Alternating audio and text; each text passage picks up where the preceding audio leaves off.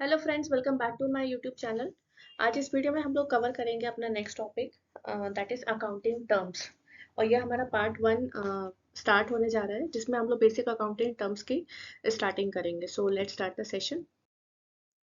सबसे पहले accounting term में बात कर लेते हैं हम लोग कि बिजनेस ट्रांजैक्शन का मतलब क्या होता है। What is business transaction? A business transaction is any financial activity that takes place between two or more parties and involves the exchange of money, goods or services. देखो, बिजनेस ट्रांजेक्शन मतलब जो business से जुड़े हुए जितने भी transaction होते हैं वो बिजनेस ट्रांजेक्शन, ठीक है। ट्रांजेक्शन का मतलब होता है लेन देन, ठीक है। तो ये क्या होती है, एक ऐसी फाइनेंशियल एक्टिविटी होती है जो दो या दो से ज्यादा लोगों के बीच में होती है। ट्रांजेक्शन्स करना क्या, लेन देन करना। मैंने कुछ खरीदा, आपने कुछ परचेज किया। ये सारी चीजों जो भी बिजनेस से जुड़े हुए जो लेन देन होते हैं वो सब क्या कहलाते हैं, हमारे बिजनेस ट्रांजेक्शन। और ये इन्वॉल्व करते हैं in the exchange of money, goods और सर्विसेज, ठीक है। तो बिजनेस ट्रांजेक्शन का बेसिकली क्या मतलब होता है कि कोई भी फाइनेंशियल एक्टिविटी जो दो या दो से ज्यादा पार्टीज के बीच में होती है, ठीक है, जिसमें मनी, गुड्स एंड सर्विसेज ये भी सब इंक्लूड होते हैं। तो ये ट्रांजैक्शन बिजनेस को स्मूथली चलाने के लिए जरूरी होते हैं और कंपनी के फाइनेंशियल रिकॉर्ड्स पे इनका सीधा असर डालते हैं। So these transactions are essential for the functioning of the business and directly impact the financial records of an organisation. So in simple terms, a business transaction occurs whenever a business entity engage in financial activity, ठीक है। Business transaction कब अकर होता है, कब start होता है? जब कोई भी बिजनेस एंटिटी इंगेज होती है फाइनेंशियल एक्टिविटी में, ठीक है। मतलब जो भी ट्रांजेक्शन्स हो रहे हैं वो मॉनेटरी टर्म्स में होना चाहिए, फाइनेंशियल टर्म्स में होना चाहिए। अगर वो मॉनेटरी टर्म्स में या फाइनेंशियल टर्म्स में नहीं होंगे ट्रांजेक्शन्स, तो उन्हें हम बिजनेस ट्रांजेक्शन्स नहीं कह सकते, ठीक है। तो जैसे एग्जांपल हो गया, सेल्स ट्रांजेक्शन हो गया, परचेज ट्रांजेक्शन हो गया, पेमेंट ट्रांजेक्शन हो गया, रिसिप्ट ट्रांजेक्शन हो गए। तो ये सारे क्या है, हमारे बिजनेस ट्रांजेक्शन है, ठीक है। सेल्स ट्रांजेक्शन जैसे कि हम लोग बात कर लेते हैं कि जब एक बिजनेस किसी कस्टमर को माल बेचता है। परचेज ट्रांजेक्शन क्या हो जाएगा, जब एक बिजनेस सप्लायर से कोई चीज खरीदता है। पेमेंट ट्रांजेक्शन्स जब एक बिजनेस किसी को पेमेंट करता है, जैसे सप्लायर या सैलरी देना। या फिर रिसिप्ट ट्रांजेक्शन्स होते हैं जब एक बिजनेस किसी से पेमेंट रिसीव करता है, ठीक है। तो जो रिसीविंग हो रही है, जो पेमेंट हो रही है, जो परचेजिंग हो रही है, जो सेल्स हो रही है, जितने भी ट्रांजेक्शन हैं वो सब जुड़े हुए हैं हमारे मॉनेटरी टर्म्स में, जिसे हम लोग क्या कहते हैं, बिजनेस ट्रांजेक्शन। हम लोगों ने लास्ट लेक्चर में पढ़ा था ना कि बुक कीपिंग क्या होता है।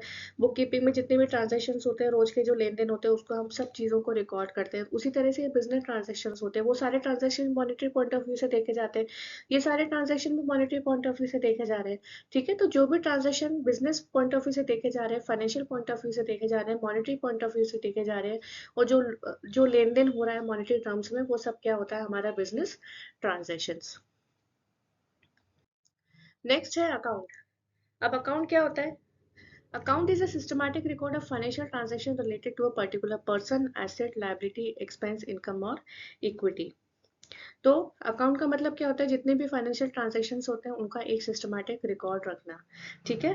तो अकाउंट एक सिस्टमैटिक रिकॉर्ड होता है जो किसी particular person, asset, liability, expense, income या इक्विटी से रिलेटेड होता है, ठीक है। और ये क्या, फाइनेंशियल ट्रांजैक्शंस को रिकॉर्ड, ये सब जितने भी ये फाइनेंशियल ट्रांजैक्शंस है, तो इन सबको क्या हो रहा है, सिस्टमैटिकली तरीके से हमें क्या करना है, रिकॉर्ड करना है।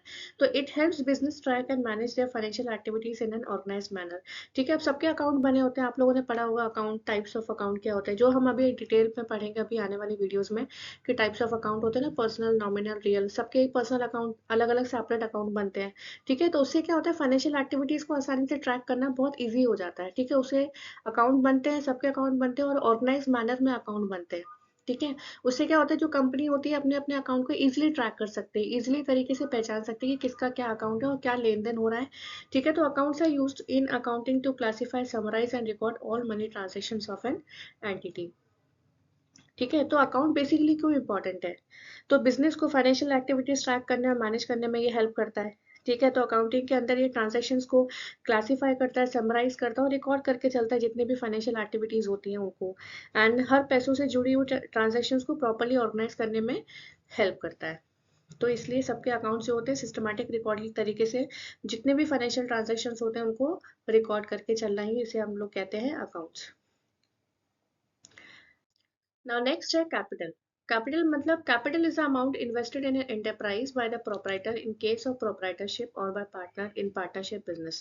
ठीक है, capital का मतलब वो होता है वो पैसा जो एक बिजनेसमैन अपने बिजनेस को स्टार्ट करने में लगाता है, ठीक है। तो जब एक बिजनेसमैन अपने बिजनेस को शुरू करने के लिए जो पैसा इन्वेस्ट करता है, उस इन्वेस्टेड पैसे को कैपिटल कहा जाता है, ठीक है। तो capital is a money, property और asset that business needs to start, run and expand. ठीक है, कैपिटल कुछ भी हो सकता है, मनी, प्रॉपर्टी, एसेट्स, जो एक बिजनेस को शुरू करने के लिए, रन करने के लिए, एक्सपेंड करने के लिए इन्वेस्ट की जाती है।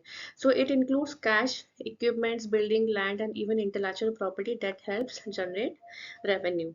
ठीक है। फॉर एग्जाम्पल, अगर एक आदमी रेस्टोरेंट शुरू करना चाहता है और उसने उसमें स्टार्टिंग के लिए, शुरू करने के लिए अपने रेस्टोरेंट को 5 लाख रुपए इन्वेस्ट किए, तो वो 5 लाख क्या हो गया, उसका कैपिटल हो गया। ठीक है। तो कैपिटल के बिना कोई भी बिजनेस शुरू या ऑपरेट नहीं हो सकता। आप जब भी कोई बिजनेस शुरू करने जा रहे हो, ठीक है, आपका कोई जो भी पैसा उसमें आप लगाने जा रहे हो, तो वो जो पैसा आप लगाओगे, जो पैसा इन्वेस्ट करोगे ना, तो उसी पैसे को हम लोग क्या बोलते हैं, कैपिटल। ठीक है। नेक्स्ट है हमारा ड्राइंग्स। ड्राइंग का मतलब क्या होता है, drawing refer to the money और asset withdrawn by an owner from the business for a personal use. ठीक है। जब भी कोई बिजनेसमैन अपने बिजनेस में से, अपनी कंपनी में से अपने पर्सनल यूज के लिए कुछ पैसा निकाल लेता है, उस पैसे को क्या बोलते हैं, ड्राइंग। ठीक है। सो वो पैसा होता है जो अपने पर्सनल यूज के लिए एक बिजनेसमैन अपने बिजनेस में से निकाल लेता है। So although drawing do not affect an company profit, they reduce the owner capital and should be properly recorded. ठीक है। तो ड्राइंग का मतलब क्या होता है, बेसिकली जब एक बिजनेस का मालिक, सपोज बिजनेस का मालिक है, ओनर है, अपने बिजनेस से पैसा, कोई कोई भी एसेट अपनी पर्सनल जरूरतों के लिए अगर विड्रॉ कर रहा है, ठीक है, कोई भी पैसा वो अपनी पर्सनल जरूरत के लिए निकाल रहा है, उसको हम लोग क्या बोलेंगे, प्रोसीजर को, ड्राइंग्स। तो अगर ओनर बिजनेस से पैसा निकालता है तो कंपनी को प्रॉफिट पे कोई असर नहीं पड़ता, लेकिन उसकी कैपिटल थोड़ी सी कम हो जाती है। ठीक है। जैसे मान लो एक शॉप ओनर है जिसका बिजनेस में 10 लाख का कैपिटल है, अगर वो अपने पर्सनल यूज के लिए कोई 50,000 रुपए निकाल लेता है, विड्रॉ कर लेता है 50,000, तो ठीक है, उसके पास कितनी कैपिटल बचेगी, 9.5 हो जाएगी। ठीक है। तो अगर ड्राइंग्स का सही तरीके से रिकॉर्ड रखा जाए तो बिजनेस की फाइनेंशियल स्टेबिलिटी और ग्रोथ मेंटेन की जा सकती है, राइट। तो कुछ पैसा उसने निकाला लेकिन उसकी कैपिटल कम हो गई, तो इन चीज़ों का रिकॉर्ड रखना भी बहुत ज़रूरी होता है। ठीक है। ड्राइंग्स में क्या होता है, एक बिजनेसमैन की ज़रूरत होती है, ये बहुत ज़रूरी होता है कि अगर कोई भी बिजनेसमैन अपने बिजनेस के लिए, कुछ पर्सनल यूज़ के लिए अपने बिजनेस में से ही पैसा निकाल रहा है, ऑल्दो उसके प्रॉफिट पे कोई असर नहीं पड़ेगा, लेकिन उसका फाइनेंशियल रिकॉर्ड रखना ज़रूरी है। हमें पता तो होना चाहिए ना कि हमने अपने पर्सनल यूज़ के लिए कितना पैसा निकाला है। ठीक है। अगर हम इस चीज़ का रिकॉर्डिंग नहीं रखेंगे तो क्या, हमको कैसे समझ में आएगा कि हमारी क्या फाइनेंशियल ग्रोथ हो रही है, क्या स्टेबिलिटी हो रही है। ठीक है। तो managing drawing efficiently helps ensure the financial stability and growth of the business. ठीक है। तो ड्राइंग का मतलब होता है वो पैसा जो एक बिजनेसमैन अपने पर्सनल यूज के लिए अपने ही कंपनी में से वो पैसा निकाल लेता है, विड्रॉ कर लेता है। ना नेक्स्ट बात करते हैं हम लोग लाइबिलिटीज की। लाइबिलिटी क्या होता है, a liability is a financial obligation or debt that a business or individual owes to another party. It represents an amount that must be paid in the future, usually in the form of money, goods or services. Future में चुकाने वाला पैसा। ठीक है। Liability to पे, हमारी जिम्मेदारी है उसे पेमेंट करना। ठीक है। तो लाइबिलिटी का मतलब होता है उधार या जिम्मेदारी जो एक बिजनेसमैन या इंडिविजुअल को किसी दूसरी पार्टी को चुकाना होता है। तो ये पैसा कुछ भी हो सकता है, in the form of money, goods और सर्विसेज। तो जो लाइबिलिटीज है, अराइज कहाँ से होती है, liabilities arise from past transactions and are settled over time through payments और अदर फॉर्म ऑफ कंपनसेशन। जो कहाँ से स्टार्ट होता है, इसका पास्ट ट्रांजेक्शन से बनती है, जो धीरे धीरे करके पेमेंट या किसी और तरीके से सेटल हो जाती है। ठीक है। आपके पास लाइबिलिटी है, आपको जिम्मेदारी है कि आपको पेमेंट करना है नियर फ्यूचर, तो आप क्या बोलोगे, हाँ हमारी लाइबिलिटी है उसको पे करना, ठीक है, हमारी जिम्मेदारी है उसको पैसा चुकाना नियर फ्यूचर। तो अगर एक बिजनेस बैंक से लोन लेता है तो वो लायबिलिटी है, क्योंकि उसे उसके फ्यूचर में पैसा वापस करना है। ठीक है। अगर किसी सप्लायर से माल उधार लिया है तो उसका पेमेंट बाद में करना होगा, तो ये भी क्या हो गई, हमारी लायबिलिटी हो गई। अब इसके भी दो टाइप्स होते हैं, current liability, non current liability. Current liability किसे कहते हैं, करंट लायबिलिटी क्या होती है, करंट लायबिलिटी वो लायबिलिटी होती है जिसे हम शॉर्ट टर्म लायबिलिटीज भी कहते हैं। ठीक है। जैसे obligation that must be paid with in 1 year, जो 1 साल के अंदर अंदर जो हमें पैसा चुकाना होता है वो होती है हमारी करंट लाइबिलिटीज। फॉर एग्जांपल हो गए हमारे short term loans, accounts payable, ठीक है, salary payable, tax payable, interest payable.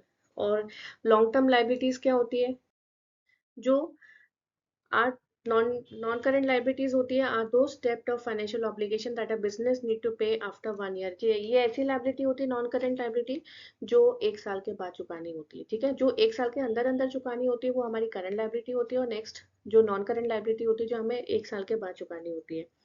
ठीक है।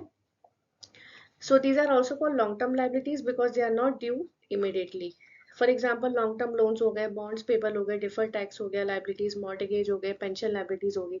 ये जो इस टाइप की लाइबिलिटीज है वो कोई हम 1 साल के अंदर तो नहीं चुका सकते। लोन लेना है, लोन लिया है तो उसका पैसा हम धीरे धीरे ही भरेंगे, साल 2 साल 3 साल में। ठीक है, बॉन्ड का पैसा भी धीरे धीरे भरा जाता है। ठीक है, तो ये इस तरह की लाइबिलिटीज होती हैं जो 1 साल के बाद हमें चुकानी होती है, लॉन्ग टर्म पेमेंट के हिसाब से हमें देना होता है। और करंट लाइबिलिटी वो होती है जो हमें विद इन 1 ईयर हमें सबमिट करना होता है, उसका पैसा हमें पैसा चुकाना होता है। ठीक है, तो आज की वीडियो में बस इतने ही हम लोगों ने टर्मिनोलॉजीज पढ़ी है। और इसके जो पार्ट 2 है उसमें हम लोग नेक्स्ट सीरीज स्टार्ट करेंगे कि और क्या क्या बेसिक टर्म्स होते हैं अकाउंटिंग के। ठीक है, तो आज की वीडियो के लिए बस इतना ही। और अगर आपको ये चैनल पसंद आया तो प्लीज़ इस चैनल को लाइक शेयर सब्सक्राइब जरूर करें। Thank you so much.